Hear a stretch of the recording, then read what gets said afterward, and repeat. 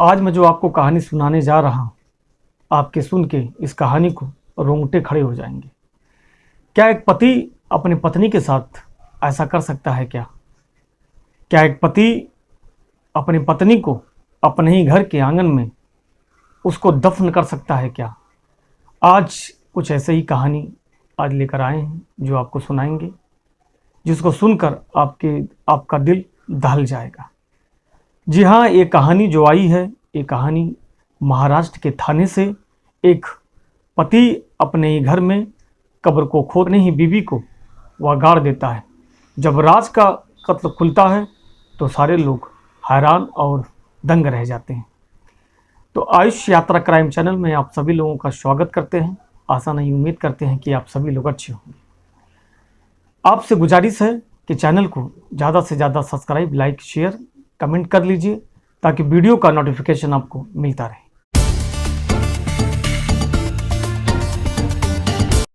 तो आज जो कहानी के बारे में जो हम आपको बताने जा रहे हैं, ये कहानी है जो महाराष्ट्र के थाने से कहानी जो आई है। एक पति अपनी बीवी की बेरहमी से निर्मम हत्या कर देता है और उसको शव को आंगन में गाड़ देता है और उसी आंगन में वह बैठकर वहाँ पर आराम करता था। चलिए आज समझते हैं इस कहानी में आखिर में क्या वो मामला था। इस पूरे मामले को इस कहानी में आज समझते हैं।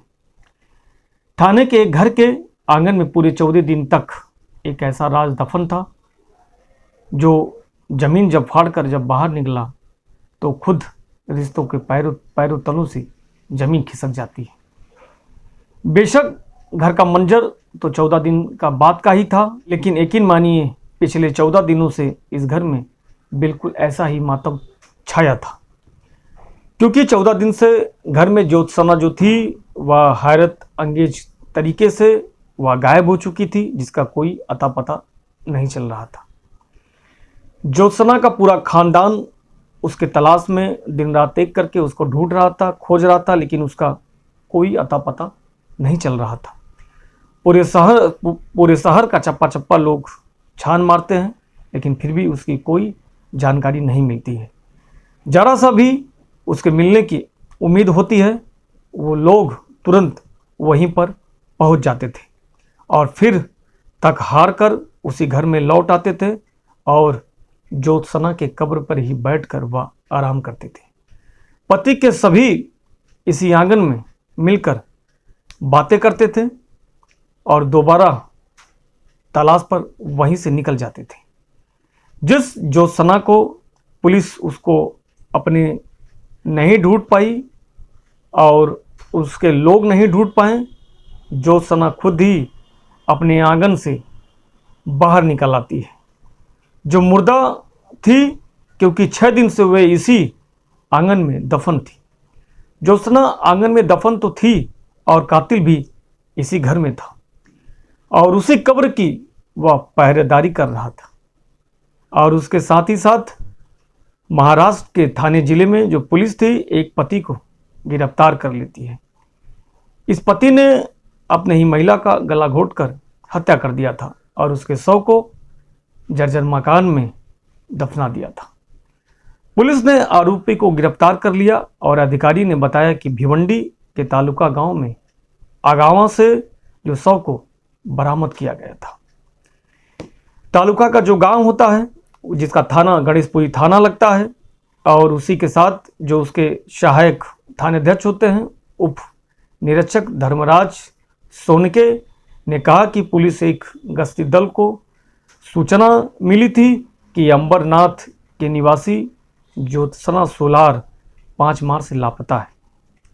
रिश्तेदारों ने शिवाजी नगर पुलिस थाने में इस संबंध में मामले की जो रिपोर्ट थी वो दर्ज करा दी थी। पुलिस ने जांच शुरू कर दी और अब तक कुछ सुराग नहीं मिला, जिसके आधार पर महिला के पति दिगंबर सैलार को हिरासत में ले लेती है। अधिकारी ने बताया कि जब दिगंबर सोलार को जब सख्ती से उससे पूछताछ की गई तो उसने अपने गुनाह को स्वीकार कर लेता है। उसने ही पति का हत्या किया था, ऐसा वह स्वीकार कर लेता है और अपने पैतृक गांव आगावा के एक जर्जर घर में उस महिला को अपने ही यानी पत्नी को दफना दिया था। जांच के दौरान पुलिस को ये भी पता चला कि शादी के कुछ महीने तक ही दोनों साथ में रहें और उसके बाद पति पत्नी के चरित्र पर संदेह करने लगा तो दोनों में झगड़े शुरू हो जाते हैं और विवाद शुरू हो जाते हैं। पुलिस के अधिकारी ने भी बताया कि इससे तंग होकर महिला ने उसके साथ रहना बंद कर दिया। वह उसके साथ रहना बंद कर दिया और वह अपने पति से अलग होकर दूसरे जगह पर रहने लगी और उसके बाद फिर वह अपने अंबरनाथ मायके चली जाती है। जब पत्नी मायके चली जाती है तो फिर 5 मार्च को आरोपी उससे मिलने के लिए उसके यानी अपने पत्नी के घर पे जाता है और उससे गुहार करता है कि मेरे साथ तुम घर पर चलो, यानी उसके गांव चलो। उसने चलने के लिए कहता है और पुलिस ने बताया कि वह गांव पहुंचने पर वह जब अपने घर पर लेके जाता है अपनी बीवी को और घर पर ले जाने के बाद वह मौके की तलाश कर रहा था और मौके की तलाश करने के बाद अपनी ही बीवी का वह गला घोंट देता है और गला घोंटने के बाद पत्नी की जब हत्या हो जाती है और हत्या करने के बाद अपनी पत्नी को शव को दफना देता है। पुलिस ने आरोपी द्वारा दिए गए विवरण के आधार पर महिला को शव को दफनाई हुई जगह से वह पुलिस बाहर शव को निकाल लेती है। बाहर निकालने के बाद चूँकि 12 दिन बीत चुके थे, जो शव था वह सड़ा गला शव था और उसके बाद वह पोस्टमार्टम के लिए मुंबई के जे अस्पताल में भिजवा दिया जाता है। भिजवाने के बाद जब उसकी पोस्टमार्टम जब रिपोर्ट आती है तो उसमें महिला की हत्या हुई रहती है।